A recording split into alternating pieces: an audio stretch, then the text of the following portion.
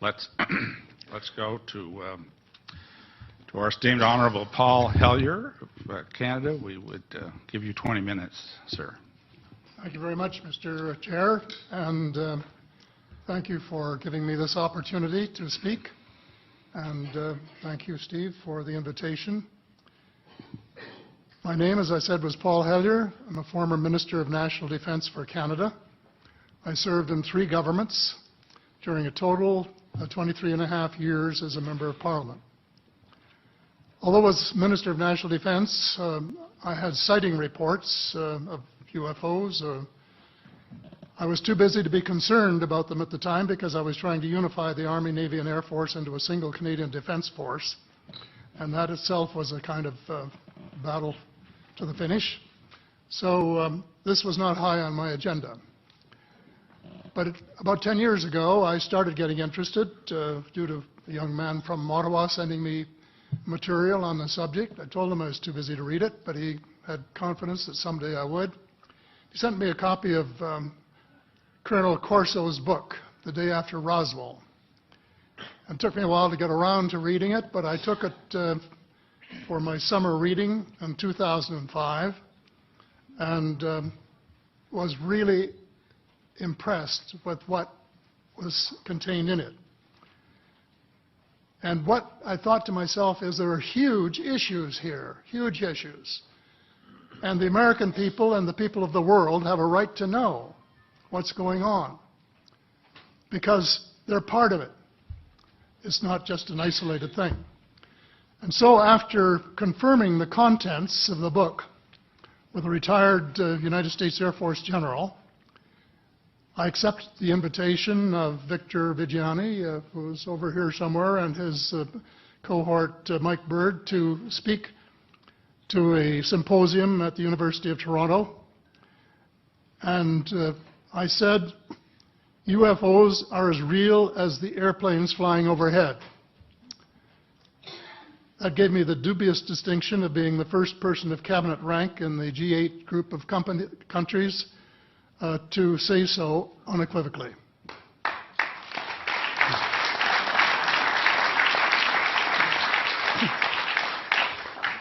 Since then, I've learned a lot from many sources, including a number of the fantastic witnesses that we have heard these last 4 days. They were so outstanding, I was just really blown away with them, the amount of information that was available. And I appreciate every single one of them.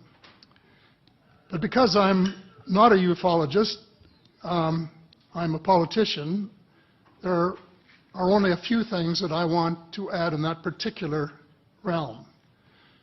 First is that about in the 1960s sometime, there was a flotilla of UFOs headed south that crossed into NATO territory in Europe. And the Commander-in-Chief of the Supreme Allied Headquarters in Europe was naturally very shaken. Fortunately, or maybe divine providence, before the panic button was pushed, the flotilla turned around and headed back north. Obviously, they had thought maybe they were Russian and they were very concerned about it. Anyway, an investigation was launched into this whole subject, and a document was prepared which concluded that at least 4 species had been visiting Earth for thousands of years. And this is my own view at this stage as well. So, except for that, there are just a couple of things that we've talked about that I'd like to refer to. And one was that we were referring to them as they until this morning when Linda Moulton Howe, I think she was the first one, actually named 3 different species. I have brought my latest book called Light at the End of the Tunnel, A Survival Plan for the Human Species, as an aide-memoire, and I name 5 different species here. I'm aware of more now. As a matter of fact, I saw a document just a few days ago that mentioned 20. and I think you, Mr. Chairman, were interested in some of the places they might come from. And I have in here Zeta Reticuli, R-E-T-I-C-U-L-I, Reticuli, the Pleiades, Orion, Andromeda, and the Altair star systems. So I don't think we can any more refer to them as they, because they're not an amorphous mass. They are different species and consequently may have different agendas. I don't think we can say that they all have the same agenda any more than we could say that the United States, China, and Russia had the same agenda. Our real interests may be very similar, but as of now, our perceived interests are still quite far apart.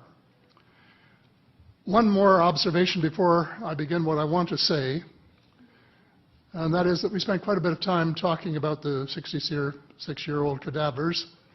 And I was glad to have Linda this morning finally say that there are live ETs on Earth at this present time, and at least 2 of them probably working with the United States government. The other species that I learned about not too long ago was called the tall whites. And this is when Paula Harris broke the story just a few years ago. And through her good offices, I had the chance to talk for about 3 hours with former Airman Charles Hall and listen to this absolutely fascinating story of how he was working with, first of all, he was scared out of his skin, but after that, when he got to know them, how he was working with, and finally they became to trust each other and have a good working relationship with the tall whites at the gunnery range at Indian Springs in Nevada. And these tall whites were living on United States Air Force property and working in cooperation with the United States Air Force and sharing technology with them. He wrote a book, incidentally, called Millennial Hospitality. There are 4 different versions, but Paula says that Millennial Hospitality number 2 is the best. I think that's the one I read, and it's a very interesting read if you want to sort of get inside the problem of what it's like to bump into these people floating across the terrain in the desert. Well, enough on that for now. My interest is in full disclosure. And my only caveat is I think probably I would say 95 to 98% full disclosure. I know of 1 or 2 things that I'm not sure should be in the public domain, at least yet. They will be someday, I'm sure, but not maybe immediately.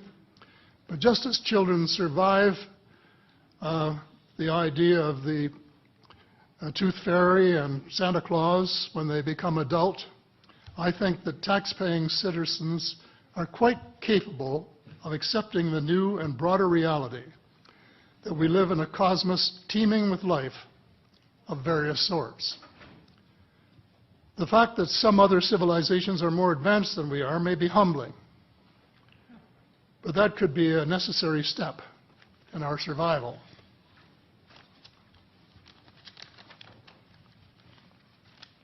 The world is an unholy mess.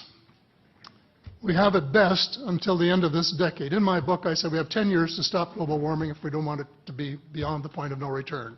2 years has gone past since it was written, so I say we have until the end of the decade to arrest global warming. Yet our leaders don't even talk about it very much except in a superficial way. They appear to be more interested in starting wars to control more oil and, in effect, prolong the gravity of the threat. Of course, even if they took the problem seriously, they wouldn't have the finances to finance the transition from oil to the clean economy, to clean energy, because we have an infinitely silly banking and financial system in the Western world.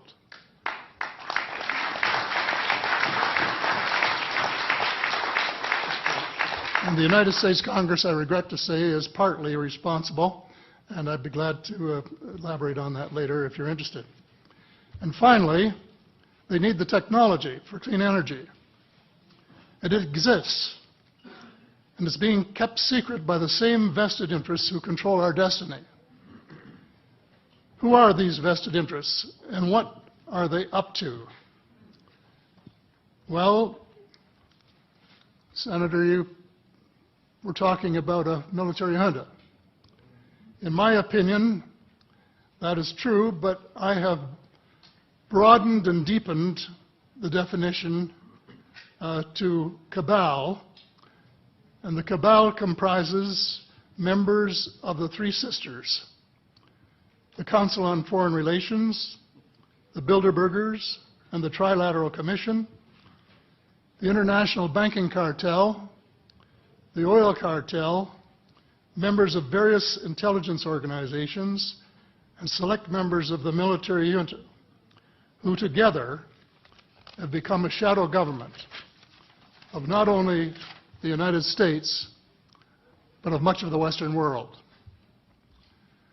The Council on Foreign Relations is the oldest of the Three Sisters, and